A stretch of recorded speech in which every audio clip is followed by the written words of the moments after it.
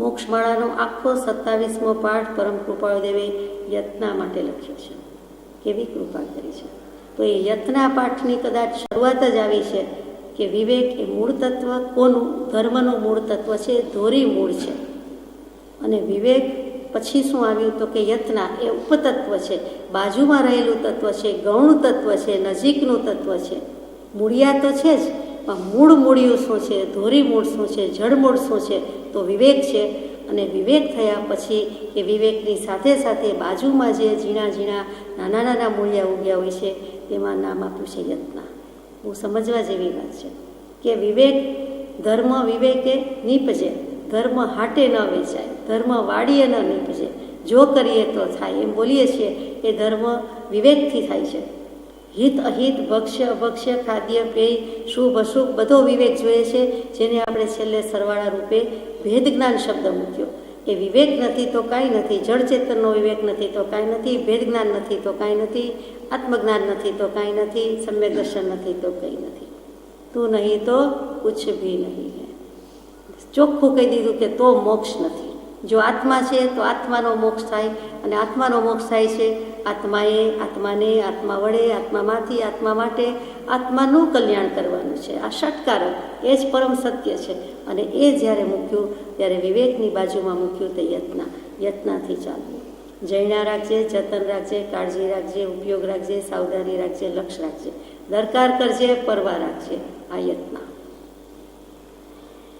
સામાન્ય રૂપે યત્ના કહીએ એટલે પંચમહાવ્રતધારી દીક્ષિત સાધુ સાધ્વી ભગવંતની 5 સમિતિની વાત આવે. ઇરિયા સમિતિ, ભાષા સમિતિ, યશના સમિતિ, આદાન નિક્ષેપણ સમિતિ અને ઉત્સર્ગ સમિતિ. ઉચ્ચાર પાસવણ ખેલજણ સંગાણ પારિઠાવણ્યા, એનો એક શબ્દ ઉત્સર્ગ, પરિસ્થાપના, પરઠવવું તે. તો એ 5 સમિતિ માત્ર સાધુ ભગવંતને જ આવે, સાધુ સાધ્વીજીને જ આવે એવું તો નથી, ગૃહસ્થોને પણ આવે. અને ત્યાં 5 સમિતિ કહેતા શું છે? સમ્યક પ્રકારે ટુ ગો, ચાલવું, જવું. એટલે જ્યાં પણ કાંઈ કરવાનું છે, જવાનું છે, ત્યાં સમ્યક પ્રકારે રૂઢી રીતે, ભલી રીતે ઉપયોગ રાખીને ચાલવું, જવું, તેનું નામ સમિતિ. તો સમિતિ એટલે કમિટી નહીં અહીંયા, પણ સમિતિ એટલે સમ્યક પ્રકારે જવું. એટલે અહીંયા યત્નામાં ગૃહસ્થોને પણ, શ્રાવક શ્રાવિકાને પણ યત્ના કહી છે, અને મુનિ ભગવંતોને કહી છે. તો યત્ના રાખે તો જ બધું છે, નહીં તો કાંઈ નથી. આપણા સામાન્ય વ્યવહારમાં પણ યત્નાથી બેસવું, યત્નાથી ચાલવું, યત્નાથી ઊભવું, યત્નાથી ઉઠવું, યત્નાથી સૂવું, યત્નાથી ખાવું, યત્નાથી પીવું. શ્રી દશ વૈકાલિકજી સૂત્ર આપ જાણો છો, છતાં કહી દઉં કે સ્વયંભવ સૂરીજી, એમને જ્યારે એમ લાગ્યું કે આ એકનો એક પુત્ર ઉર્ફે સાધુ મુનિ થયો છે, તે એ બાળકને 7 વર્ષના બાળકને, 6 વર્ષના બાળકને જે મુનિ થાય અને તેનું હવે 6 જ માસનું આયુષ્ય રહ્યું છે, તો એનું મહત્તમ કલ્યાણ લઘુત્તમ સમયમાં કેવી રીતે થાય? અને તરત જ 10 પૂર્વમાંથી ઉદ્ધાર કરીને જે શાસ્ત્રની રચના કરી તેનું નામ શ્રી દશ વૈકાલિકજી સૂત્ર. એ દશ વૈકાલિકજી સૂત્રના 10 અધ્યયન, અને 10 અધ્યયનમાં ચોથા અને છઠ્ઠા અધ્યયનમાં એમણે યત્ના ઉપર જ મૂક્યું છે. ચોથા અધ્યયનની વાત પરમ કૃપાળુદેવે ક્રમાંક 60 એમાં સંયતિ ધર્મ નામે મૂક્યું છે. અને તેમાં મૂક્યું છે અયત્નાથી ચાલતા પ્રાણભૂતને હિંસા થાય, પાપ કર્મ બાંધે, તેનું કડવું ફળ પ્રાપ્ત થાય. બીજું, અયત્નાથી ઊભા રહેતા પ્રાણભૂતની હિંસા થાય, પાપ કર્મ બાંધે, કડવું ફળ થાય.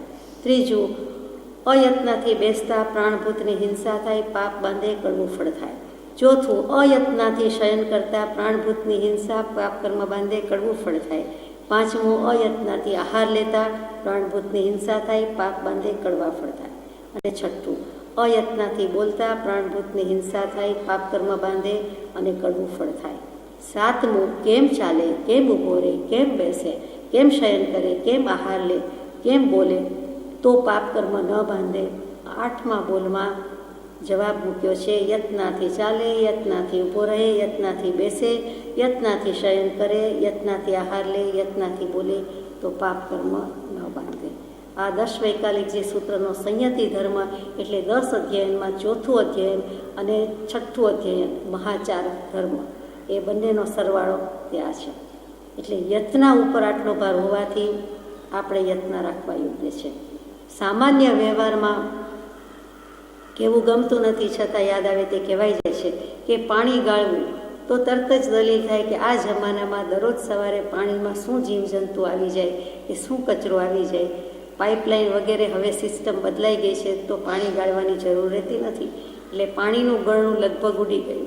પછી ફિલ્ટર્ડ જ આવે, અથવા તો એવી રીતે આપણે વોટર ફિલ્ટર મુકાવ્યા હોય, કર્યા હોય, એટલે પાણી ગાળવા જેવી વાત ગળે ઉતરતી નથી. તો ત્યાં કદાચ એ રીતે પીવાનું પાણી વાપરીએ છીએ. વાપરવાનું પાણી છે ત્યાં પણ જો પાણીના ગળણા હોય અને વારંવાર સવાર સાંજ સાફ થતા હોય તો એ યત્ના રાખી કહેવાય. નહીં તો એકનું એક ગળણું એકાદ મહિના સુધી કોઈ બદલે નહીં, અઠવાડિયા સુધી બદલે નહીં, તો ત્યાં યત્ના નથી, ત્યાં હિંસા છે, ત્યાં પાપ છે અને ફળ કડવા છે. એટલે આવી નાની નાની વાત છે કે પૂંજણી હોય. સ્થાનકવાસી આમના એના જે કોઈ ઘર છે એમાં તો આજે પણ પૂંજણી હોય છે, પણ વસ્તુ સાધન હોય છે એની ના નથી, પણ વસ્તુ સાધનનો વપરાશ સદુપયોગ ભાગ્યે જ થતો હોય છે, તો એ પણ કરવા યોગ્ય છે એમ સમજાય છે. કે વાસણથી માંડીને કોઈ પણ વસ્તુ લેતા મૂકતા પૂંજીને પ્રમાર્જન કરીને, ચોખ્ખું કરીને, શુદ્ધ કરીને લેવું. જો જમ્સ ગમતા નથી તો દેખીતા જીવતા જાગતા જંતુ આપણને ગમે ન ગમે, સ્વાભાવિક છે. તો આ યત્ના રાખવા જેવું છે. યત્નાથી ચાલવું, અહીંયા એટલું જ લખ્યું છે. ચાલવુંમાં બધું આવ્યું, માત્ર 2 પગ ચાલે છે તે જ ચાલવું તો હોય નહીં. કંઈ પણ આચરણા કરવી, આપણી ચાલ જે કંઈ હોય, આપણી ઢબ, આપણી સિસ્ટમ, આપણી મેથડ, આપણી રીત, કે જે પ્રકારે કરવું છે, જે રીતે કરવું છે, જે પદ્ધતિ છે, એ બધું પણ ચાલવું કહેવાય. એટલે યત્નાથી ચાલવું એટલે માત્ર 2 પગ વડે ચાલવાની વાત નથી, પણ યત્નાથી ચાલવું એટલે બધું જ આચરણ યત્નાપૂર્વક કરવું, આમ સમજાય છે. આગળ જઈએ. બોધવચન નંબર 71. વિકારનો ઘટાડો કરજો. વિકાર શું?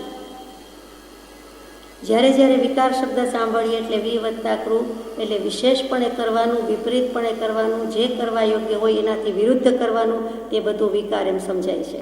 વિકાર કહેતા તરત જ વાસના, અને એમાંય 5 ઇન્દ્રિયની વિષય વાસના, એકલી કામ વાસના નહીં પણ 5 ઇન્દ્રિયના વિષયની વાસના, એ પણ વિકાર કહેવાય છે. કોઈ પણ વસ્તુ બગડી જાય છે તો એ પણ વિકાર કહેવાય છે, કે વિકાર ભાવને ભજે છે. વિકૃતિ આવી ગઈ, એના પરથી આપણે નિર્વિકૃતિ અને નિર્વી આંબિલ વગેરે કરવાની ભગવાનની આજ્ઞા છે. તો વિકાર એટલે ભાવ, વિકાર એટલે ફેરફાર, વિકાર એટલે પરિવર્તન, વિકાર એટલે બગાડ, વિકાર એટલે ખરાબી, અને વિકાર એટલે વિષય વાસના. આ બધા વિકારના અર્થ થાય. મોટામાં મોટું તો વિભાવ જે આપણને સ્પર્શે છે, તે કે વિકારનો ઘટાડો કરજો. તરત જ વિભાવ ન જાય તો પણ જેટલી વિભાવ પરિણતિ ઓછી થાય તેટલી કરજો. સ્વભાવ મગ્ન રહેવાય ત્યારે તો વિભાવ નથી જ, પણ સ્વભાવ દશામાં હંમેશા ન રહેવાય તો વર્તે નિજ સ્વભાવનો અનુભવ લક્ષ્ય પ્રતીત, કાં તો અનુભવમાં હો, કાં તો લક્ષ્ય હોય, અને કાં તો પ્રતીતિ હોય. કાંઈક તો હોય જ, હોવું ઘટે તો એ વિભાવ દશા નથી પણ સ્વભાવ દશા છે. તો અહીંયા પણ કહ્યું કે એ મોટી વાત થતી હોય ત્યાં સુધી આત્મસાત ન થયું હોય ત્યાં સુધી દશા ન થાય, તો ત્યાં સુધી વિકાર ઘટાડજો કહેતા વિષય વાસના, કોઈ પણ ઇન્દ્રિયના વિષયનો જે કંઈ ભાવ છે, વિકાર ભાવ છે, ખરાબ ભાવ છે, મલિન ભાવ છે, એ બગાડ છે, કોઈ પણ ખરાબી છે, એ ઘટાડજો. કોઈ પણ વસ્તુ હોય, વાપરવાની વસ્તુ હોય, એટલે કે ખાદ્ય પદાર્થ હોય, પેય પદાર્થ હોય, તો એમાં પણ એ લાગે કે બગડી ગયું, બદલી ગયું છે, કંઈક બરાબર લાગતું નથી, સેજ સડો છે, કોહવાઈ ગયું છે, એના રૂપ રંગ રસ બદલી ગયા છે, તો ત્યાં પણ વિકાર ભાવ છે. એ વસ્તુ તો બગડી, ખરાબ થઈ, આપણને પણ જો ભાનમાં આવે તો આપણે તરત જ છોડી દેવા યોગ્ય છે. એટલે કે ઘટાડજો, વિકારનો ઘટાડો કરજો. આપણી વૃત્તિ એમાં જાય એ મોટો વિકાર છે, અને પછી છોડી દઈએ તો પણ ખોટું નથી કે આ વિકાર ભાવને ભજે છે, એને વિકાર પરિણતિ થઈ ગઈ છે. જેમ આદ્રા નક્ષત્ર બેસતા કેરી વગેરે વાપરવામાં કેરી વિપરિણામને ભજે છે, એમ પરમ કૃપાળદેવનો એક પત્ર છે. માટે વાપરવા યોગ્ય નથી, તો ત્યાં વિકાર ઘટાડજો. એ લાગુ પડે કે આપણને કેરી ખાવાનો ભાવ કે વૃત્તિ વિકાર, તો એ તો મોટો વિકાર થયો, એ છોડી દેવા યોગ્ય છે. સાથે સાથે સામે પણ કેટલાક સમયે કેરી એની મર્યાદા હોવાથી છોડી દેવા યોગ્ય છે વગેરે. શું કામ વિકાર ઘટાડવાનો? તો કે ભગવાનનું સ્વરૂપ નિર્વિકાર છે, એટલે અમારે વિકાર ઘટાડીએ જ નિર્વિકાર સ્વરૂપની પ્રાપ્તિ થાય. નિર્વિકાર દૃષ્ટિની અગત્ય છે, નિર્વિકાર દૃષ્ટિની અગત્ય છે. જ્યારે કૃપાળદેવ ઘણું કરીને ગોવર્ધનરામ ત્રિપાઠીના કાકાશ્રીને પત્ર લખે છે ત્યારે મૂકે છે કે નિર્વિકાર દૃષ્ટિની અગત્ય છે. ત્યાં શું તો કે વેદાંત પણ સમજી શકે, વેદાંતી સમજી શકે, ત્યાં નિર્વિકાર શબ્દ મૂક્યો. સમ્યક દૃષ્ટિની જરૂર છે, સમ્યક દૃષ્ટિનું મહાત્મ્ય છે, ત્યાં નિર્વિકાર શબ્દ મૂક્યો, સમ્યક દૃષ્ટિ નહીં મૂક્યો. તો આ નિર્વિકાર દશાને આપણે નથી ઈચ્છતા, ઈચ્છીએ છીએ તો ભગવાનનું નિર્વિકાર સ્વરૂપ છે એના માટે, એ ભજવા માટે વંદે તદ્ગુણ લબ્ધયે, અમને પણ તે ગુણની પ્રાપ્તિ જોઈએ છે, તે ગુણની ઉપલબ્ધિ જોઈએ છે, માટે તેમને નમસ્કાર કરીએ છીએ અને વિકારના ઘટાડાનો પ્રયત્ન કરીશું. વચન નંબર 72. સત્પુરુષનો સમાગમ ચિંતવજો, મળેથી દર્શન લાભ ચૂકશો નહીં. સત્પુરુષ શું? સંત, સજ્જન, તીર્થંકર, સદગુરુ, જ્ઞાની, બધા સત્પુરુષ. એ બધા પર્યાય શબ્દ થયા, પણ હકીકતમાં સત્પુરુષમાં એવું શું છે તો કે સત્પુરુષ એ જ કે નિષ્દિન, જેને આત્માનો ઉપયોગ છે. વાંચવામાં નથી, સાંભળવામાં નથી, છતાં અનુભવમાં આવે એવું જેમનું કથન છે, અને પછી તો કંઈ કહ્યું જાય તેમ નથી. બાકી આશ્ચર્યની પ્રતિમારૂપ સત્પુરુષ કયા છે કે એટલું બધું અનંત ઐશ્વર્ય, વીર્ય વાણીથી કહી શકાતું નથી એવા સત્પુરુષ, અને છતાં અટપટી દશાથી વર્તા હોય, વળી આશ્ચર્યની પ્રતિમારૂપ કે બધું જ સમજીને સમાવીને બેઠા હોય, કદી ક્યાંય છલકાયા ન હોય, વિભાવ દશામાં જતા ન હોય, એવા સત્પુરુષ જે ઓળખ્યા ઓળખાતા નથી, તો નિષ્દિન જેને આત્માનો ઉપયોગ છે તે સત્પુરુષ, અને તેનો સમાગમ ચિંતવજો. સમાગમ શું તો કે સત્સંગ, મિલન, મેળાપ, ઓળખાણ. ભગવાનનો મેળાપ, સત્પુરુષનો સમાગમ, સત્પુરુષનું દર્શન, સત્પુરુષ સાથેની મુલાકાત અને સત્પુરુષનું ઓળખાણ, તે સત્પુરુષનો સમાગમ ચિંતવજો. ન હોય તો મને મળે એમ ચિંતવજો, અને હોય તો સત્પુરુષનો સમાગમ કરજો. મળીએથી દર્શન લાભ ચૂકશો નહીં. એના દર્શન કરવા અને સત્પુરુષના દર્શન કરતાં, મુલાકાત થતાં, મેળાપ ઓળખાણ થતાં આપણને આપણા આત્માનું દર્શન ન થાય તો વાત પૂરી થઈ ગઈ. આપણા આત્માનું દર્શન થઈ જાય, સમ્યક દર્શન થઈ જાય તો આપણને મોટામાં મોટો ધર્મ લાભ થઈ ચૂક્યો. માટે દર્શન લાભ ચૂકશો નહીં. એમના દર્શનથી આપણને આપણું સમ્યક દર્શન, આપણને આપણા આત્માનું દર્શન થાય. શું કામ તો કે દર્શન માત્રથી પણ નિર્દોષ, અપૂર્વ સ્વભાવને પ્રેરક, સુષુપ્ત ચેતનને જાગૃત કરનાર, પડતી વૃત્તિને સ્થિર રાખનાર, વગેરે વગેરે આપણે રોજ મંગલાચરણમાં બોલીએ છીએ. પ્રભુશ્રીજીએ કેવો સુંદર ક્રમ યોજ્યો. એ પ્રભુશ્રીજી પરનો પત્ર અને એને મંગલાચરણ સ્વરૂપે સ્થાપ્યો. અપૂર્વ સ્વભાવ, નિર્વિકલ્પ સ્વભાવ, અયોગી સ્વભાવની જેમાં વાત ગૂંથી લીધી છે. તો દર્શન લાભ એટલે માત્ર ચક્ષુથી, આંખથી દર્શન, એ તો ઉપલબ્ધ દૃષ્ટિએ, પહેલી દૃષ્ટિએ મૂક્યો, સ્થૂળ દર્શન થયા. પણ એ દર્શન થતાં એમના શુદ્ધ અસંગ નિર્વિકાર ઉપયોગ, એમની અસંગ નિર્વિકાર શુદ્ધ દૃષ્ટિનો લક્ષ્ય, એમના ઉપયોગનો લક્ષ્ય, અનુસંધાન આપણને પણ થઈ જાય તો એ ચૂકવા જેવું નથી. માટે દર્શન લાભ ચૂકશો નહીં. આગલા વચન પછી તરત જ સત્પુરુષ કેમ મૂક્યા છે તો કે વિકાર ભાવને ઘટાડજો. નિર્વિકાર એવા ભગવાનનું સ્વરૂપ જોઈએ છે, ભજવું છે, એટલે તરત જ ભગવાનનું નિર્વિકાર સ્વરૂપ તે સત્પુરુષ, મોક્ષ, મૂર્તિમાન મોક્ષ તે સત્પુરુષ, એટલે પ્રત્યક્ષ મોક્ષ સ્વરૂપ છે તે સત્પુરુષ છે, અને એનો સમાગમ ચિંતવજો. વિકાર પછી સત્પુરુષ એટલે બહુ વિચાર થાય તો કે સંસ્કૃત સાહિત્યમાં કોઈ કવિએ લખ્યું છે કે વિકાર હેતૌ સતિ વિક્રિયંતે યેષામ ન ચેતાંસી તે એવ ધીરાહ. ધીર પુરુષની વ્યાખ્યા મૂકી, સત્પુરુષની મૂકી કે વિકાર હેતૌ સતિ વિક્રિયંતે, જ્યાં વિકાર ભાવના, વિષમ ભાવના, વિભાવ પરિણતિના બળવાન નિમિત્તો હયાત છે, સતી વિદ્યમાન છે, અસ્તિત્વમાં છે, એવા પ્રસંગો નિમિત્તો સામે છે, છતાં જેમના ચિત્ત ફેરફારને ભજતા નથી, પલટન ખાતા નથી, એ વિભાવ પર્યાયમાં જતા નથી, બગડતા નથી, બગાડતા નથી, પરિણામ બગાડતા નથી, એ પુરુષો ધીર છે, એ સત્પુરુષ છે. તો એનાથી દર્શન લાભ ચૂકવો નહીં, ચૂકીશું નહીં. ત્યાર પછી વચન નંબર 73, કુટુંબ પરિવાર પર અંતરંગ ચાહના રાખશો નહીં. થોડા વખતે પરમ કૃપાળદેવ આહાર સંજ્ઞાની વાત મૂકે, કેમ કે જીવને વાલો છે, એમાં વૃત્તિ છે. થોડી વખતે કુટુંબને લાવીને મૂક્યું છે, અને કુટુંબની ભાવના છોડી દેવાની વાત છે. કુટુંબ ભાવના એટલે અહીંયા કુટુંબ પરનો રાગ, સ્નેહ, આસક્તિ. કુટુંબ કહેતા બાહ્ય કુટુંબ, આભ્યંતર કુટુંબની વાત ગઈકાલે પરમ દિવસે થઈ ગઈ છે. અહીંયા માત્ર કુટુંબ પરિવાર રાખ્યું છે અને રાખવાની ના કઈ છે. શું? ચાહના. તો અંતરંગ શું છે? કુટુંબ પરિવાર એટલે બીજું કંઈ કહેવું ગમતું નથી, છતાં કહેવાઈ જાય છે, કહેવું પડે છે કે જેને સગાવાલા માન્યા છે તે. સગા તે વાલા અથવા સગા એટલા વાલા નહીં, બંને, પણ તે કુટુંબ. અને પછી પરિવાર લખ્યું એટલે કે એની સૃષ્ટિ વિશાળ થઈ, એનું ઓળખાણ વધ્યું, એનો પરિચય વધ્યો. એકમાંથી, બેમાંથી, ચારમાંથી જે કાંઈ બધું થયું છે તે પરિવાર કહેતા લાંબુ પહોળું કુટુંબ. કુટુંબ અને વળી લાંબુ પહોળું કુટુંબ, તે કુટુંબ પરિવાર ઉપર અંતરંગ ચાહના રાખશો નહીં. તો અંતરંગ ચાહના શું છે? અંતર વત્તા અંગ, અંગ શરીર, દેહ. અંતર એટલે અંદરનું, ભીતરનું એટલે દેહની અંદરનું, ભીતરનું. એની સાથે સાથે અંતર કહીએ ત્યારે મધ્યમાં રહેલું, વચ્ચોવચ્ચ રહેલું, સેન્ટરમાં રહેલું. એટલે કે એની મધ્યમાં શું છે, એના સેન્ટરમાં શું છે, બધું કોને સંબંધીને રહેલું છે? તો કે દેહની અંદર રહેલું જે હૃદય છે અથવા આત્માની સાથે જે કહીએ છીએ તે મન છે, તેની સાથે જે કંઈ રહ્યું છે તે. એટલે હૃદય કયો, મન કયો, અંતઃકરણ કયો, અંતર. એ અંદર જે રહેલું છે તે. તો અંદર શું રહ્યું છે? આટલા જ શબ્દો મળે.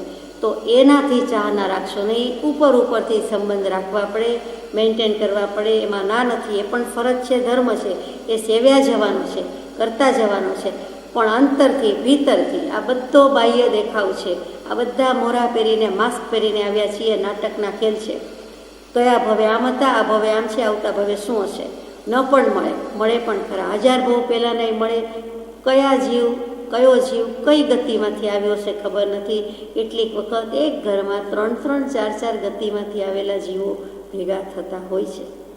દરેકના પરિણામ જુદા પ્રવર્તતા હોય છે.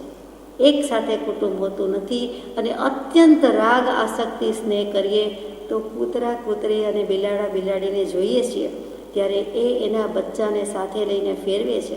2, 5, 7 કૂતરી અને બિલાડી એ જ યાદ આવે અને એને લઈને ફેરવે છે. આ એવી રીતે આપણા હાલ બેહાલ થાય. તો વિચારવા જેવું છે કે કુટુંબ પરિવાર ઉપર જે ઈચ્છા કે ભાવ કે ફરજ કે લાગણી છે એ ડિમાર્કેશન લાઈન બહુ પાતળી છે.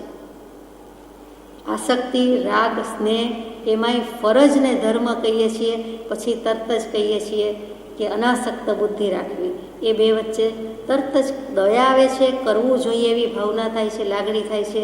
અને મોહ છે એ તરત જ દયાના સ્વરૂપે પલટી જાય છે, દયા મોહના સ્વરૂપે પલટી જાય છે. એને પરમ કૃપાળુદેવે કહ્યું, હે મોહ દયા, તમે શા માટે અંતરાય કરો છો? આ મોહ દયા છે. તો કરવાનું બધું છે, ભીતરથી જુદું.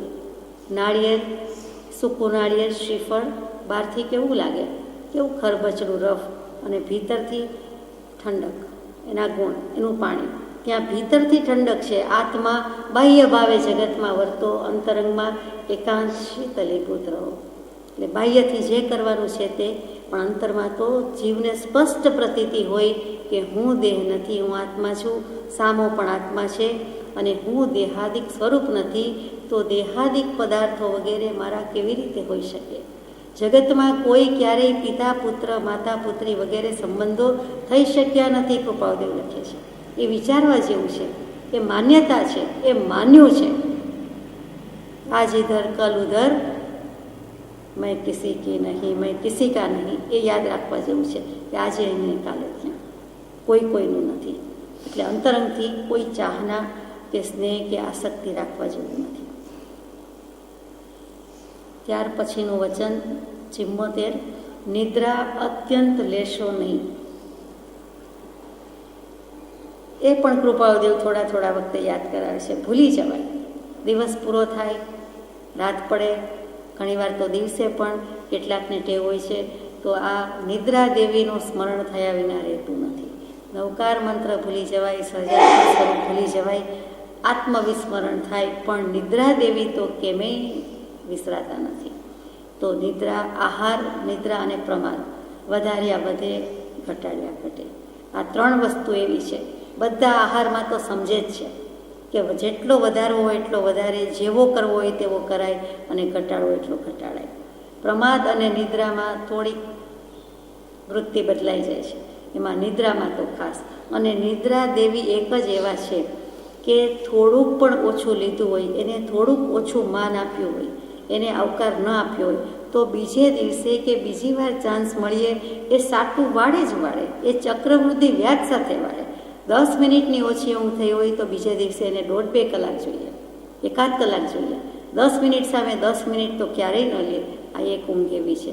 નિંદ ક્રિયાપદ છે, નિંદ ધાતુ છે સંસ્કૃતમાં વર્ગ, એના પરથી નિદ્રા શબ્દ આવ્યો છે. એટલે નિંદનીય જ છે એનું નામ નિદ્રા. ને શું કામ આવે છે વધારે? લાખ પ્રયાસ પછી પણ કેટલાકને વધારે ઊંઘ આવે છે, ગમે ત્યારે ઊંઘ આવે છે.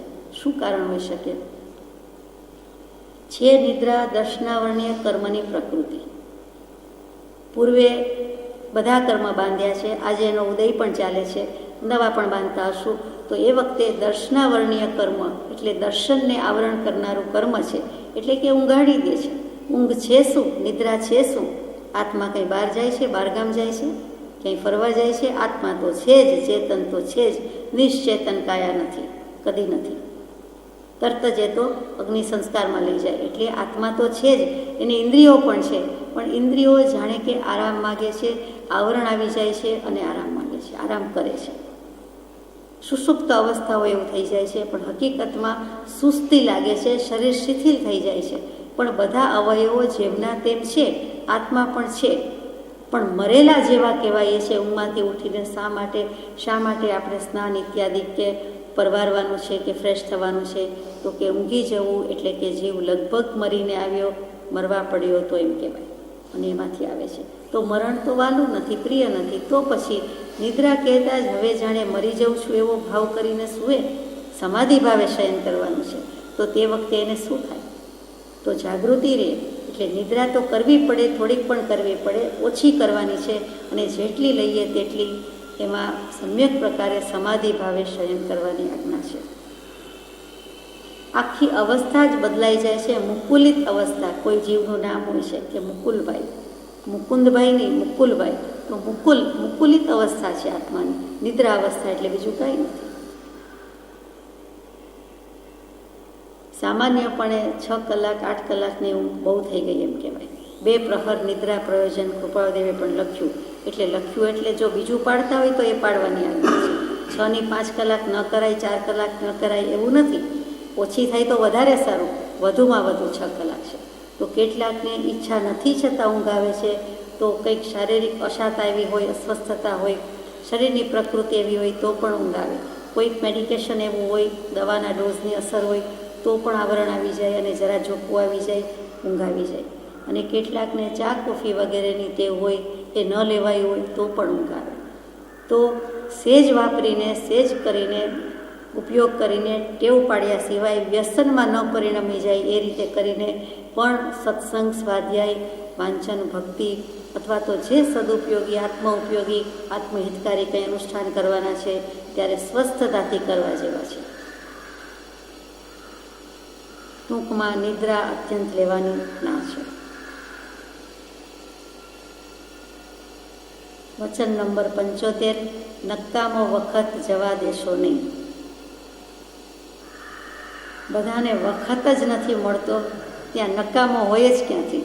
તો ભગવાન કે આત્મા ખાતે કેટલો કામનો થયો, કામનો કેટલો સમય હતો. આત્મહિતાર્થે નિયમિત વૃત્તિ શીખવી સદગુરુ રાય રે. તો નિયમસારનો સાર મૂકી દીધો છે પુષ્પમાં. તો નિયમિતતા પુષ્પમાં આખું નિયમસાર આવી જાય છે. તો અહીંયા મૂકી દીધું છે કે નકામો વખત જવા દેશો નહીં. કામ એક આત્માર્થનો, બીજો નહીં મનરો. તો એને જ કામ કહેવાય. જો આત્માર્થે ગાળીએ તો જ કામનું છે, બાકીનો બધો નકામો છે. તો કે જેટલો વખત છે, જેટલું કામ કરો છો, સંસારના, જગતના, ઘરના, સમાજના, કુટુંબના, સંઘના, વ્યવસાયના થી માંડીને અભ્યાસના બધા જ, એ બધા કામ કરતાં આટોપતા થોડોક સમય મળે છે તેને પણ ન કામનો નહીં કરતા. એટલે કે ટોળ ટપ્પામાં, ગપસપમાં, ખીટપીટમાં નહીં જવા દેતા, વિકથામાં નહીં જવા દેતા, સેલ ફોન હોય તો સેલ ફોન પર નહીં જવા દેતા, ફોન હોય તો ફોન પર નહીં જવા દેતા, આડી અવડી વાતોમાં ન પડતા. અને કોઈ બીજા મનોરંજનના સાધન મનોરંજન પમાડી શકશે નહીં, કેમ કે સુખ તેમાં નથી, આત્મામાં છે. તો એમાં ન કરતા પણ શેમાં કરવું? તો કે ક્ષણ નિકમો રહનો નહીં, કરનો આત્મકામ, ભણનો ગુણનો શીખનો, કરનો જ્ઞાનારામ, કે લેનો જ્ઞાનારામ. આરામ કરવો હોય તો એ જ્ઞાનમાં જ કરવો. આત્માનું જ્ઞાન સ્વભાવ છે, જાણ કરવાનો એનો સ્વભાવ છે. આત્મા સમય સમયે નિરંતર કંઈ ને કંઈ જાણ્યા જ કરે છે, કેમ કે એનો સ્વભાવ છે. તો ભલે સ્વભાવ રહ્યો, પણ હવે એવું કંઈક જાણવું કે ફરી કંઈ જાણવાનું બાકી ન રહે. એટલે સર્વજ્ઞ સ્વભાવી આત્મા છે તો સર્વજ્ઞતા જ પ્રગટાવવાની છે. અને સર્વજ્ઞતા પ્રગટાવવા માટે હું કંઈ જ જાણતો નથી, હું કંઈ આવડતું નથી, હું કંઈ જ નથી અને હું કંઈ જ જાણતો નથી એમ કરે અને પછી પરમ કૃપાળુદેવના શરણે જાય તો જરૂર માર્ગની પ્રાપ્તિ થાય. એમ ચોખ્ખું ચણક સ્પષ્ટ લખી દીધો છે. 211માં પત્રમાં મંત્ર આપી દીધો છે. એટલે કરી લેવા જેવું તો આ એક જ છે, બીજું કાંઈ નથી. કંઈ ને કંઈ જ્ઞાનની વાત, કંઈ ને કંઈ સ્વાધ્યાયની વાત, કંઈ ને કંઈ આત્મજ્ઞાન ક્યાંથી થાય, કેમ થાય, દેહ અને આત્માનો વિવેક કેમ થાય, જળ ચેતનનો ભેદ કેમ પડતો નથી. ખરેખર તો એ જ કરવાનું છે. સમ્યક દર્શન જ લેવાનું છે. શાસ્ત્રો મુખપાઠ હોય, સૂત્રપાઠ હોય, કંઠસ્થ હોય, તેથી શું? તપશ્ચર્યા કરીને પણ પછી શું? યાત્રા કરીને પછી શું? તો કે ગમે તે જપ તપ શાસ્ત્ર વિદ્યા વગેરે કરીને અંતે તો જગતની વિસ્મૃતિ કરવી અને સતના ચરણમાં રહેવું. માટે સત શું એ સમજવાનું છે. તો સત બીજે ક્યાંય નથી. સત અસ્તિત્વ આત્માનું એક પ્રદેશ પણ અસમીપ નથી, આપણી પાસે જ છે. તો આ સમજવા માટે, આ બધું કરવા માટે વખત કાઢજો. એ 211માં પત્રમાં કહી દીધું છે કે આ સમજાય ત્યાં સુધી, એને બાદ આવે એવા કોઈ પણ પ્રસંગમાં પણ તમે આ જ કરજો, નિશ્ચય કરજો, આને જ સેવજો. ષટ દર્શનનું સર્વોત્તમ સૂત્ર કહી દીધું, તત્વ કહી દીધું, જ્ઞાનીના બોધનું બીજ કહી દીધું. કેટલું મહાત્મ્ય દર્શાવ્યું છે. એથી ઓછું હોય તેમ આ જે વચનો કહીએ છીએ તે 211માં પત્રનું છેલ્લું છે તે કે પરમ રક્ષક રૂપ છે, પરમ બંધવ રૂપ છે. કૃપાળુદેવ પોતે તો બીજા રામ અને મહાવીર છે, પણ આ તો કે છે અમારા વચન પણ રક્ષક, રામના રખવાડા કરે. આત્મ રામની રક્ષા કરશે, પરમ રક્ષક છે. અને પરમ બંધવ છે એટલે તમારો ભાઈ છે, વીર છે, મહાવીર છે. ત્યાં રામ અને મહાવીર પોતે તો છે, પોતાના વચન પણ રામ અને મહાવીર છે. ધન્ય છે પ્રભુના વચનને. અને મંત્ર બધા વચ્ચે લખી દીધો, કહી દીધો, પાને ચડાવ્યો છે વચનામૃતજીમાં. અને છતાં કે કોઈ પણ મુમુક્ષુને ગુપ્ત રીતે કહેવાનો આ અમારો મંત્ર છે. ટૂંકમાં વખત નકામો જવા દેવાનો નથી. કંઈ ને કંઈ સ્વાધ્યાય, ભક્તિ, વાંચન, પરાવર્તના, પૂછના વગેરેમાં ગાળવા જેવું છે. વચન નંબર 76. વ્યવહારિક કામથી જે વખત મુક્ત થાવો તે વખતે એકાંતમાં જઈ આત્મદશા વિચારજો. વ્યવહારિક કામ તો કરવાના જ છે, તો બધા કરતાં થોડોક વખત તો મળે જ છે. તો જે વખતે મુક્ત થાઓ ત્યારે એમ ન થાય આપણને કે ટીવી પર સિરિયલ કઈ આવે છે. આપણને એમ ન થાય કે ઘણા વખતથી બહાર નથી ગયા તો 5 માણસના મોઢા જોઈએ. એમ નથી થતું કે 5 માણસને ઘરે બેઠા મળું, વાત કરું. એમ નથી થતું કે નેટ પર કંઈ ચીટચેટ કરું. શું કહેવાય, કાંઈ એમ નથી થતું. પણ શું થાય છે કે કંઈક વાંચું, કંઈક વિચારું કે હું આત્મા કે હું દેહ. હું બંનેનું કમ્પોઝિટ ફોર્મ લઈને બેઠેલો છું અત્યારે, તો એમ જ છે, ફોર્મ છે જ. પણ આ નોર્મ્સ અને ફોર્મ્સ ખરેખર મારા છે. મેં શું કર્યું, મેં આત્મા તરીકે શું કર્યું, આ પહેલાં ક્યાં હતો, 5-25 વર્ષ પહેલાં ક્યાં હતો, 50 વર્ષ પહેલાં ક્યાં હતો, ફરી શું થશે એના કરતાં ભૂતકાળથી વિચાર કરવો. તો ત્યાં હતો, ત્યાં બધાને રખડતા રઝળતા મૂકીને તો આવ્યા છે અને બધા આપણને મૂકીને ગયા, આપણે બીજાને મૂકીને જઈએ છીએ. તો વાસ્તવમાં શું સ્વરૂપ છે, દ્રવ્યથી, ક્ષેત્રથી, કાળથી, ભાવથી હું કોણ, એવી કંઈક ઉહાપો કરે એકાંતમાં જઈને. આપણને મોટે ભાગે સંગાતની ટેવ પડી છે કે સાથે જઈએ, સાથે કરીએ. સંગ ભાવ જ જેને પોસાય છે તેવો આત્માને સંગભાવ પોસાતો નથી. એકલો જન્મે છે, એકલો જીવે છે, એકલો મરે છે. કાંઈ પણ કરે છે તો એની ઇન્ડિવિજ્યુઆલિટી છે ને છે, એકલું જ કરવાનું છે. તો એમાં સંગભાવ ક્યાંથી? તો એકાંતમાં જઈ આત્મદશા વિચારજો. એકાંત એટલે નિર્જન અવસ્થા, એકલા પડીએ તે પણ ખરું.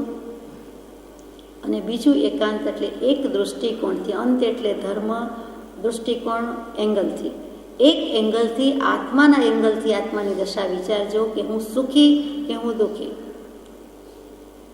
ને સુખ શેમાં લાગે છે. અને લાગે છે, થોડીક વાર લાગે છે, પછી એ જ વસ્તુ 1 મિનિટ પછી, થોડીક વાર પછી દુઃખરૂપ લાગે છે. તો કેમ આમ છે? એમ આત્માની દશા વિચારવાની છે. બીજી રીતે આગળ વિચારે તો હું મિથ્યાત્વી કે હું સમ્યક દૃષ્ટિ? મને હજુ મિથ્યાત્વ જ પૂંઠે લાગેલું છે. હું મિથ્યાત્વની મોજમાં જ માલું છું. મારે એમ જ રહેવું છે કે મારે એને વળોટવાનું છે, ઉલ્લંઘન કરવાનું છે, પાર કરવાનું છે. અને ભવસાગર પાર કરવો હોય તો મિથ્યાત્વ મૂકવું જ પડશે. મુખ્ય મોક્ષને છોડીએ છૂટકો. બાકી વાતમાં માલ નથી. માલ તો એક જ છે તે આત્માનો, અને એ માલ તો મારી પાસે છે. અને વસ્તુનો સ્વભાવ તે તેનો ધર્મ. ધર્મ ત્રિલોકે ઢાલ, ધર્મ જ સાચો માલ. ધર્મ વિનાની જિંદગી વહુ ભવનો સવાલ. એમ કરીને આત્માની દશા વિચારે કે મારું શું સ્થિતિ છે, મારા હાલ હવાલ શું છે, મારી હાલત શું છે. આ જે કાંઈ સમયે પર્યાય થાય છે એ તો પલટન છે, પરિવર્તનનું નર્તન છે. પણ એ વિભાવ દશા છે કે સ્વભાવ દશા છે? હું શેમાં છું? મને સ્વભાવ વિભાવની ખબર પડે છે, આત્માના ગુણધર્મ જાણું છું, વગેરે વગેરે. વચન નંબર 77. સંકટ આવીએ પણ ધર્મ ચૂકશો નહીં. માનો કે આ બધી વિચારણા કરતાં કરતાં આત્મદશાનો વિચાર કરતાં એમ થયું કે હું દેહાદિક સ્વરૂપ નથી, ચાલો કૌશક કરું. તો કૌશક કરે. કૌશક કરવા જાય ત્યાં પછી એને સંકટ આવે. એટલે ઉપસર્ગ પરિસર અથવા પોતાનાથી થતું સંકટ. હાથ દુખે છે, પગ દુખે છે, સ્થિરતા નથી, આંખ બળે છે, બગાસું આવે છે, કોઈ પણ જાતના ચળવિચળ પરિણામ થાય છે. તો એ પણ પોતે જ ઉપજાવેલા પોતાના કર્મોદયથી નિષ્પન્ન થતા સંકટ જ છે. બીજો જ આપ એવું નથી. કૌશકની બદલે સામયિક કરવા જાય તો સ્થિરતા નથી. દુનિયા આખીના વિચાર માળા કરતી વખતે જ આવે. આકાશ પાતળના ઘાટ, ઉપર આપને નીચે ધરતી, આકાશ પાતળ, વચ્ચે જેટલું રહ્યું છે સમસ્ત બ્રહ્માંડ, અખિલ બ્રહ્માંડ, સમસ્ત સૃષ્ટિ, ગમે ત્યાંથી ગમે તેને ગમે ત્યારે ગમે તેનો વિચાર આવી જાય તો ત્યાં ઉપયોગ વૃત્તિ બિલકુલ બદલાઈ ગયા, ચળવિચળ પરિણામને ભજે. તો કે એ પણ જેવું નથી. આ બધા સંકટ છે. અને બીજા સંકટ તો જાણીતા છે કે તાવ આવે, શરદી થાય, માંદા પડીએ, ચળવિચળ થાય, પેટમાં દુખે, માથું દુખે, અશાતાનો ઉદય આવે, એ પણ સંકટ છે. જાતભાતની આપત્તિ વિપત્તિ સંકટ વચ્ચે ઘેરાયેલા ગૃહસ્થો મુમુક્ષુ આત્મા છે. આધિ વ્યાધિ ઉપાધિનો તાપ છે, એને એક શબ્દમાં કહી દીધું, સંકટ. તો પણ ધર્મ ચૂકશો નહીં. એક વખત નક્કી કર્યું આ સામયિક પ્રતિક્રમણ કરું છું, એક વખત નક્કી કર્યું કે 4 લોગસનો કાયોત્સર કરીએ છીએ, 40 લોગસનો કરીએ છીએ, અથવા 3 મંત્રની માળા કોઈ બોલાવે છે તો કાયોત્સર કરું છું, જાણે હું દેહ નથી, હું મરવા જ બેઠો છું એમ કરીને. તો એ વખતે માનો કે પરિસર ઉપસર્ગ આવ્યો તો ધર્મ ચૂકવો નહીં. આપણી ફરજ શું છે? કૌશક કર્યું છે. આપણી ફરજ શું છે? સામયિક લીધી છે. આપણી ફરજ પ્રતિક્રમણ, આપણી ફરજ માળા, વળી ભગવાનની આજ્ઞાએ લીધું છે. તો એમાં ભંગ કરાય, એનું પાલન કરવું જોઈએ. એટલે બીજા કોઈ પરિણામ પોસાય નહીં. અને ધર્મ કહેતા વસ્તુનો સ્વભાવ તે તેનો ધર્મ તે ચૂકવા જેવું નથી. જો એનું ભાન નથી થયું તો એ ભાન કરવાનું છે. સ્વભાવનું ભાન નથી થયું તો સ્વભાવ સમજીએ, સ્વભાવનું ભાનમાં આવવાનું છે. અને નહીં તો જો સ્વભાવનું ભાન થયું, સમજાયું, તો તે વખતે વસ્તુનો સ્વભાવ તે ધર્મ એ ચૂકવો નહીં. પોતાના આત્મ સ્વભાવમાં સ્થિતિ રાખવી, ચળવિચળ પરિણામ કરવાની. વૃત્તિ અંતર્મુખ હોય તો અંતર્મુખ જ રાખવી, બહિર્મુખ કરવી નહીં. ગમે તે નિમિત્ત આવે, ગમે તે ઉઠાડે, ગમે તે જગાડે, ગમે તે કરે. પણ જે વાર્તા દૃષ્ટાંતમાં વાંચ્યું છે તેમ કાયોત્સર તે કાયોત્સર, 2-5 મિનિટ કે 1 કલાક આમાંથી ચ્યુત ન થવું, આમાંથી ઊભો ન થવું, આમાંથી જવાબ ન આપો, આમાંથી કાંઈ ન કરો. ઊંઘી જવાની છૂટ નથી. કૌશક કરીને કે થોડી વાર જોખું ખાઈ લીધું તો એ કંઈ સ્થિરતા નથી, એ તો પ્રમાદ છે. વચન નંબર 78. અસત્ય બોલશો નહીં. કેવા નાના નાના વચન છે. એક વચનનું પણ પાલન થઈ જાય તો ભવ તરી જાય. અસત્ય બોલશો નહીં. અસત્યનો આટલો ભાર, એટલે કે સત્યનો આટલો ભાર તો પંચમહાવ્રત અથવા તો 12 વ્રત, શ્રાવકના 12 વ્રત, મુનિના પંચમહાવ્રત, તેમાં બીજું મૂક્યું છે તે સત્ય મહાવ્રત મૂક્યું છે. એ મોટું વ્રત છે. જેટલો અહિંસાનો મહિમા છે એટલો જ સત્યનો મહિમા છે. નંબરથી 1 અને 2 થયું. અહિંસા સત્ય સાવ સાથે જાય છે. જેમ અર્યંત અને સિદ્ધનું સ્વરૂપ સાથે જાય છે, સહજ સ્વરૂપ કહીએ છીએ, એ સાથે જાય છે. એવી રીતે સત્ય, અહિંસા, શતદલ પદ્મ જેવા જેમના વ્યક્તિત્વના વિધેયક પરિબળો હતા તેવા મહાત્મા ગાંધી, ને તેવા મહાત્મા ગાંધીના કોઈ ગુરુ હોય, અધ્યાત્મ ગુરુ હોય તો ત્યાં પરમ કૃપાળુદેવ શ્રીમદ રાજચંદ્ર ભગવાન. એમનું ટંકોત્કીર્ણ વચન કે સત્ય બોલવું એ કાંઈ મુશ્કેલ નથી. આ વાંચતાય મુશ્કેલી લાગે છે, આટલું વિચારતાય મુશ્કેલી લાગે છે કે એક દિવસ પણ સત્ય બોલ્યા વિના બોલીને જ જાય છે. એક દિવસ પણ અસત્ય ન બોલીએ એવું થઈ શકે છે. એક દિવસ પણ સત્ય જ બોલવાની પ્રતિજ્ઞા લઈ શકાય છે. મોટે ભાગે ખોટી પડે છે, ભંગ થાય છે. ક્યાંક ને ક્યાંક તો વ્યવહાર અસત્ય પણ આપણાથી આવી જાય, અથવા તો વ્યવહાર ને પરમાર્થ મિશ્ર, એટલે કે મિશ્ર ભાષા એવી બોલાઈ જાય છે કે જેમાં અસત ભાષણ હોય. અહીંયા બેઠા હોય ને હું જઉં છું કે તો હું જઉં છું એટલે સમજનાર સમજે કે ક્યાં જઉં છું, આ ખંડની, આ રૂમની, આ હોલની બહાર જઉં છું, એટલો અર્થ થયો, એટલું આપણે સમજી લઈએ. હકીકતે એ વચન સત્ય નથી. હું જઉં છું પણ બીજું શું, અપેક્ષા શું, ક્યાં જઉં છું, ક્યારે આવીશ, પાછો આવીશ કે કેમ, અથવા તો અહીંયાથી ક્યાં જઉં છું, આશ્રમની બહાર જઉં છું, દરવાજાની બહાર જઉં છું, અથવા તો ઘરની બહાર જઉં છું, ગામની બહાર જઉં છું, શું અને ક્યાં જઉં છું ને ક્યારે આવીશ, એ અપેક્ષા બધી બાકી રહી જાય છે, એ નહીં ડૂબાય છે. તો ત્યાં હું જાઉં છું એમ કહેતા એ અસત્ય ભાષણ થયું.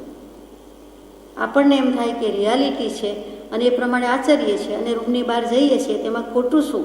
ખોટું ખરાબની વાત નથી, પણ એને સત્ય બોલ્યા કહેવાય. તો ભગવાન એમ પૂછીએ આપણે મહાવીર સ્વામીને, જેમ ગૌતમ સ્વામી 36,000 પ્રશ્નો પૂછે છે ભગવતીજી સૂત્રમાં, નાની નાની વાતમાં પૂછે તો મહાવીર સ્વામી સ્યાદવાદથી અનેકાંત દૃષ્ટિથી એમ જ જવાબ આપે કે અમુક અપેક્ષા એ સાચું બોલ્યો અને અમુક અપેક્ષા એ ખોટું બોલે છે. તો આવું પણ આપણે સત્ય બોલી શકતા નથી.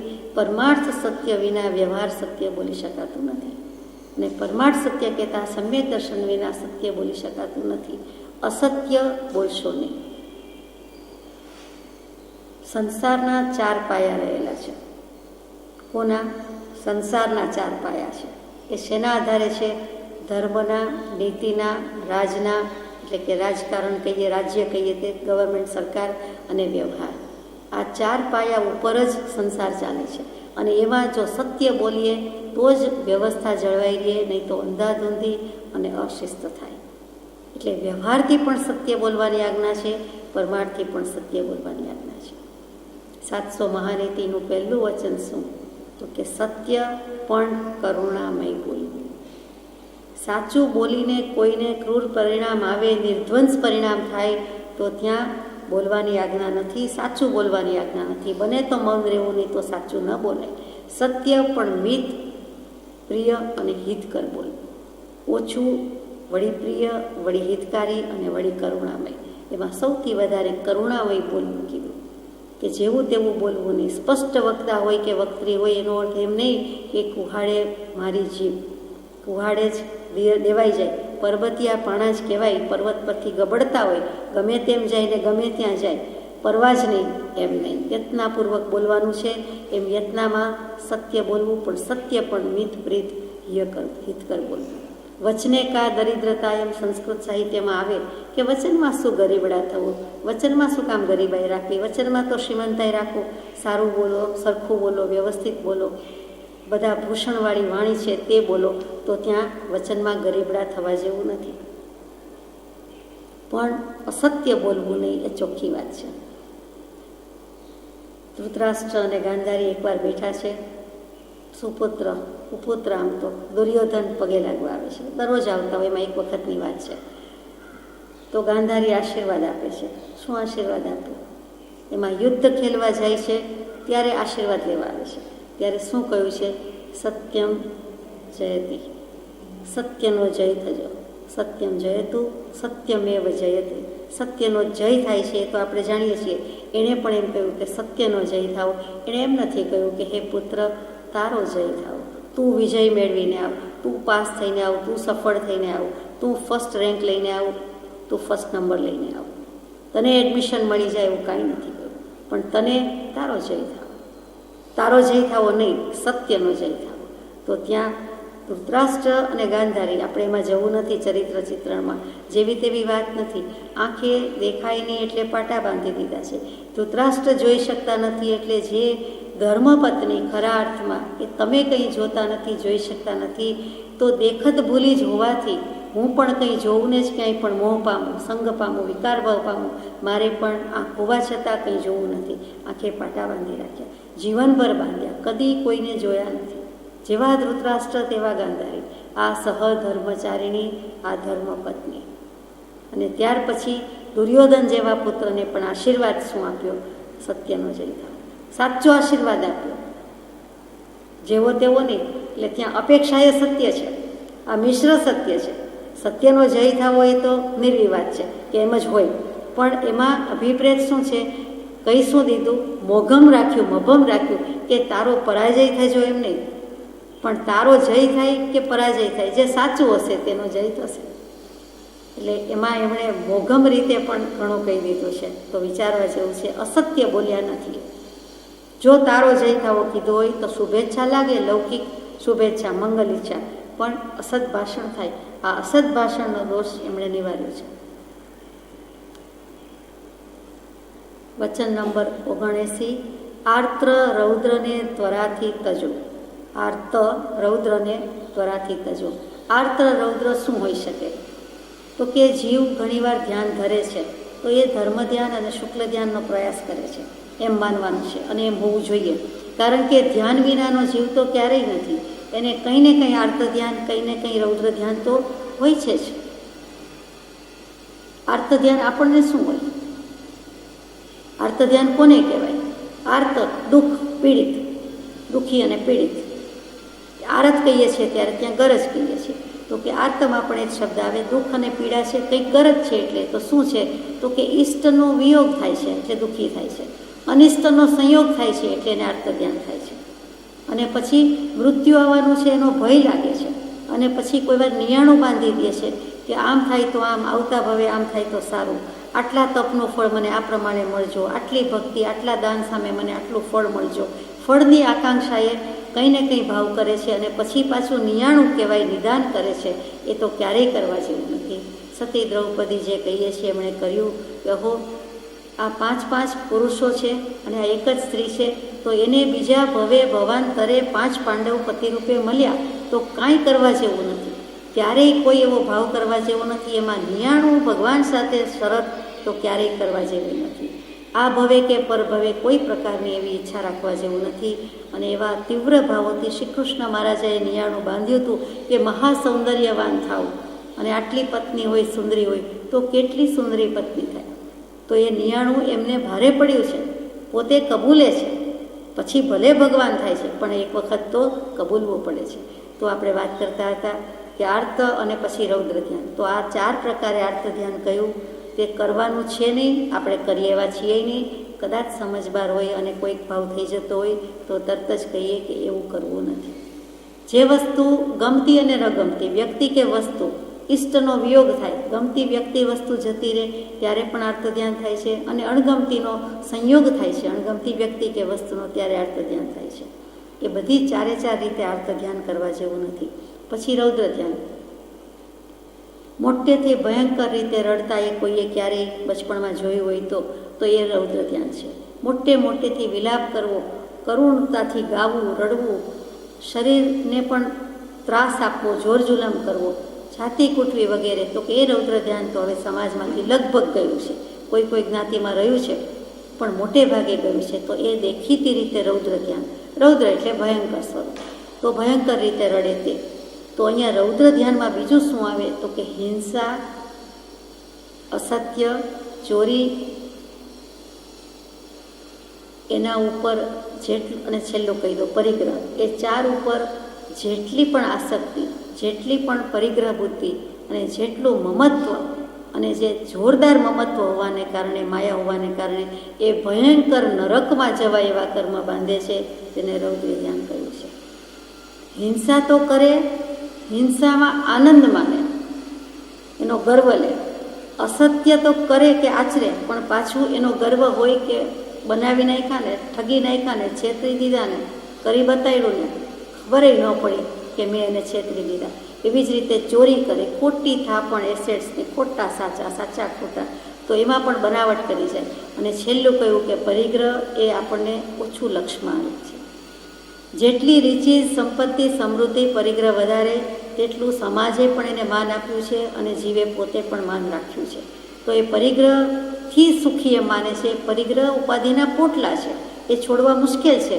તો કે જાજો પરિગ્રહ આ કાળમાં વધ્યો કૃપાળુ લખે છે કે આ કાળમાં આટલું વધ્યું, જાજા મત, જાજો પરિગ્રહ વિશેષ, જાજા તત્વજ્ઞાનીઓ વગેરે અને જાજો અભિનિવેશ. આ બધું અભિનિવેશ છે, બધાનો આગ્રહ મૂકી દેવા જેવો છે.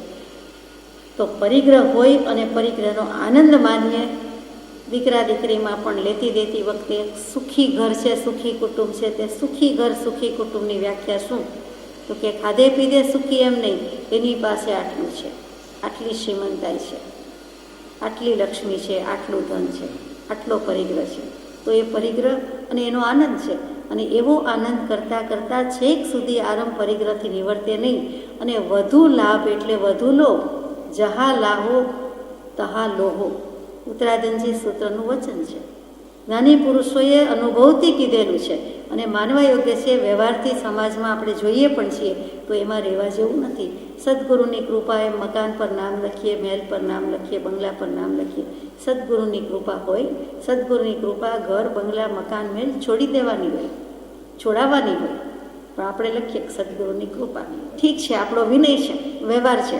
મહાવીર કૃપા, મહાવીરની કૃપા પરિગ્રહથી છોડાવે, નિષ્પરિગ્રહી કરે. આ તો એક સમજવા માટે વાત છે. બાકી તો એક અંશ શાતાથી માંડીને પૂર્ણ કામતા સુધીની સર્વ સમાધિ તેનું મૂળ કારણ છે તો સત્પુરુષ જ. એની છત્રછાયા હોય, કેટલીક પુણ્યાય થઈ ગઈ હોય તો થાય. લક્ષ્મી, સંપત્તિ વગેરે આભવના પુરુષાર્થનું ફળ નથી. પૂર્વ પુણ્યની કમાઈ છે. કાંઈક થઈ ગયા છે, કાંઈક ઉપાર્જન થઈ આવે છે, તેથી મોટાઈ નથી. તેને શું કરવી છે? ખરી મહત્તાનો પાઠ કૃપાળુદેવે લખ્યો છે તેમાં રહેલી છે. તો અહીંયા આપણે એવું રૌદ્ર ધ્યાન કરવું નથી, એટલા માટે વાત લીધી છે. રૌદ્ર ધ્યાન 4 પ્રકારે અને એના પરિણામે નરક ગતિ છે. તો એમાં જવું નથી, કોઈ હિસાબે જવું નથી. જવાનું હોય જ નહીં. અનંતવાર જયા થાક્યા, હવે શું જવું છે? તો અનંતવાર દેવગતિમાં ગયા છીએ, તો હવે શું જવું છે? થાક્યા છીએ.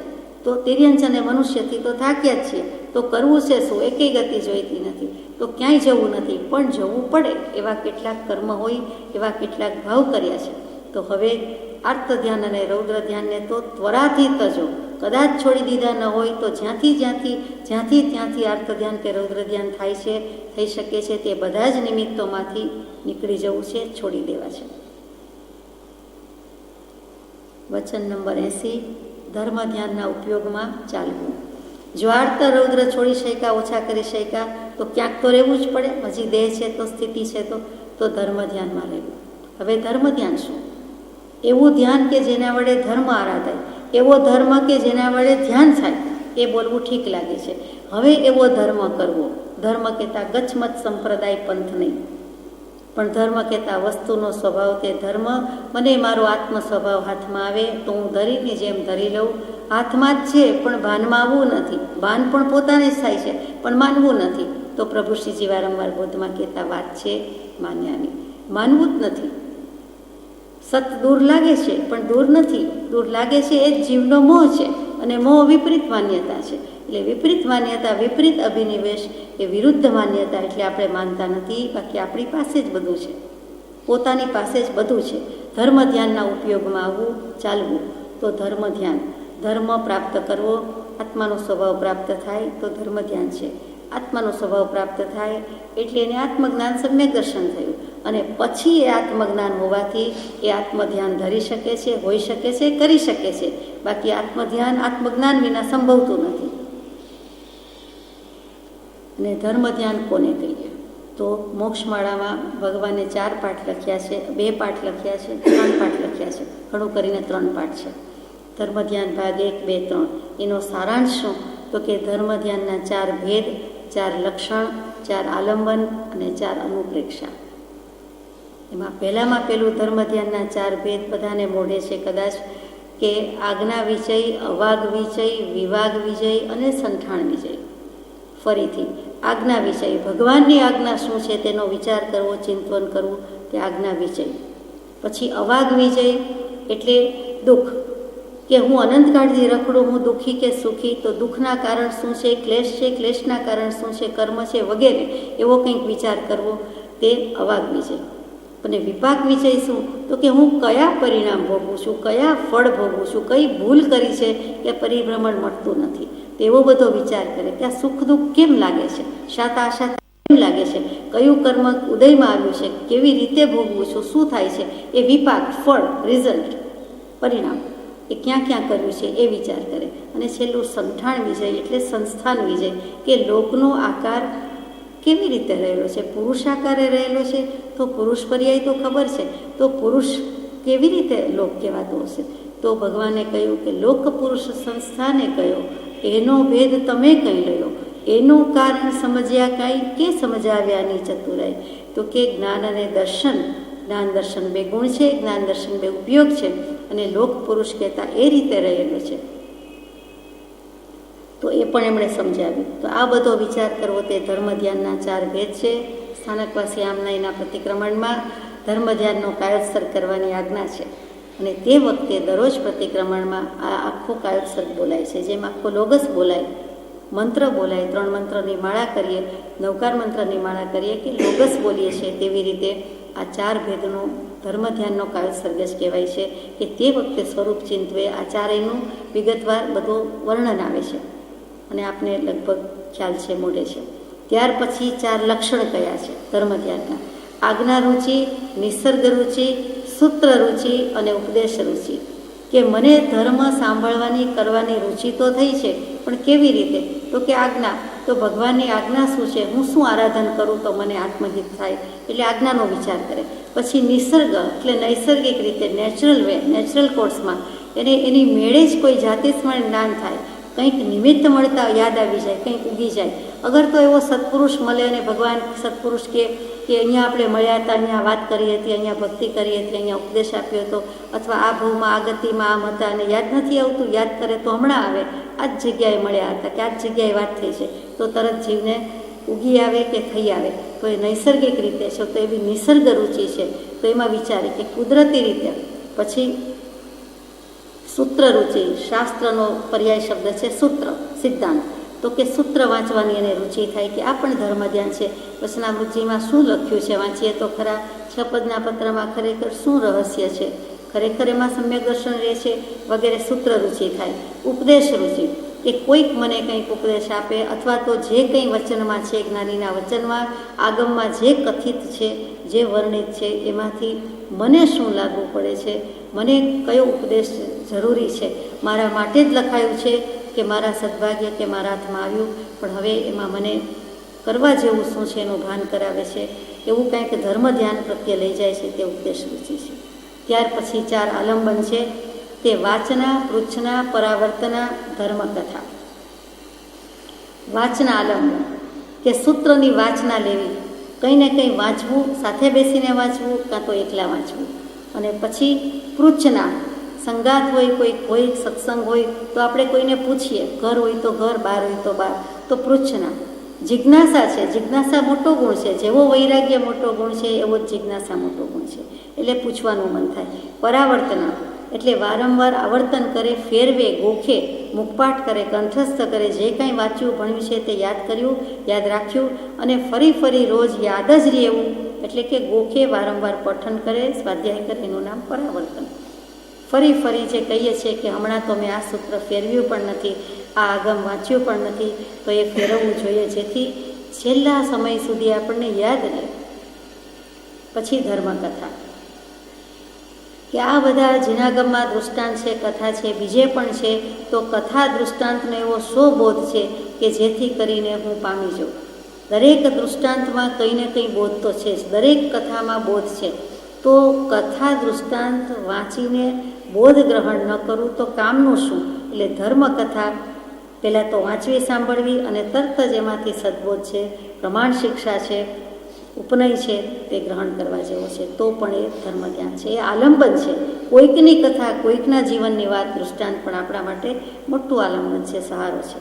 અને ત્યાર પછી 4 અનુપ્રેક્ષા, કે અનિત્ય ભાવના, અશરણ ભાવના, સંસાર ભાવના, એકત્વ ભાવના. જે વૈરાગ્યની જનની કહેવાય છે એવી 12 ભાવના, એ 12 ભાવનામાં પહેલી 4 ભાવના એ ધર્મ ધ્યાનની 4 અનુપ્રેક્ષા કહી છે કે અનિત્ય, સંસાર અનિત્ય કે નિત્ય? સંસાર નિત્ય જ છે, સંસાર રહેવાનો જ છે ને. નિત્ય નિત્ય અપેક્ષા એ બોલવા લાગે કે નિત્ય પણ છે અનિત્ય પણ છે. સંસારમાં રહેલો હુંમાં જે દેહ અને આત્મા સાથે રહેલો છે, દેહને સાથે લઈને બેઠેલો હું, તે હું દેહ છે. તો દેહ છે તે વિનાશી છે, આત્મા છે અવિનાશી છે. વપુ વિનાશી, હું અવિનાશી. મારું સ્વરૂપ અજર અમર અવિનાશી એમ બોલીએ ત્યારે આત્માનું સ્વરૂપ અજર અમર અવિનાશી. પણ દેહનું સ્વરૂપ તો પૂતગલ એટલે સડન પડન ને વિધ્વંસન છે. એટલે નિત્ય શું ને અનિત્ય શું? તો અનિત્ય ભાવનામાં મોક્ષ હર હંમેશ મળે, મોક્ષનું સુખ એ નિત્ય છે. આત્મા જ નિત્ય છે, તો આત્માનો મોક્ષ થાય તો એનું નિત્યત્વ અસ્તિત્વ બધું ત્યાં છે, તો મોક્ષ હોય જ અને શાશ્વત જ હોય, સનાતન જ હોય. નાશવંત દેહ છે એટલે બિચારો નાશ પામી જાય છે, પણ પેલો આત્મા તો શ્રીમંત છે, અનંત ચતુષ્ટય વાળો છે, એની પાસે જ્ઞાન દર્શન સુખ વીર્ય છે. એટલું જ નહીં, અનંતું છે. એટલે એ તો અને અનંતકાળ સુધી એની સાથે રહેવાનું છે, કોઈ ભાગ પડાવી જાય એમ નથી. તો એ તો મહાશ્રીમંત થયો, કદી કોઈને આપવાનું નથી, ભાગ જ પડતો નથી, જેમાંથી ભાગ પડાવી શકાતું નથી. તે વિદ્યા જોઈએ છે, તે જ્ઞાન જોઈએ છે. ન ભ્રાતૃભાજ્યમ ન ચ ભારકારી, ભાઈ કે ભાગીદાર કોઈ ભાગ પડાવી શકતું નથી અને કોઈ દિવસ એનો ભાર લાગતો નથી. તે વિદ્યા, તે આત્મવિદ્યા, આત્મજ્ઞાન. તો વાત કરતા હતા અનિત્ય ભાવનાની. જાણીએ છીએ એટલે વધારે કેવું નથી, વળી ભાવના બોધમાં લેવાનું જ છે. ત્યાર પછી અશરણ ભાવના. જગતમાં કોને કોનું શરણ છે? કોઈને કોઈનું શરણ નથી. જો એક શરણ હોય તો આત્માને પરમાત્માનું શરણ, સત્પુરુષનું શરણ, વિતરાગ દેવનું શરણ, સતદેવ, સદગુરુ, સદ્ધર્મનું શરણ, બાકી કોઈ નથી. એમાં પણ એ વ્યવહારથી છે. વ્યવહાર સે હે દેવજી, નિશ્ચય સે હે આપ. નિશ્ચયથી તો આત્માને કોઈનું શરણ નથી, પોતાને પોતાનું શરણ જ છે. અને છેલ્લું છે, ત્રીજું કયું છે તે સંસાર ભાવના છે. તો સંસારમાં પણ રહેવા જેવું નથી. સંસારનું સ્વરૂપ તે મારું સ્વરૂપ નથી. મારું સ્વરૂપ તો આત્માનું મોક્ષનું સ્વરૂપ છે. મોક્ષમયી છું એમ લખ્યું છે.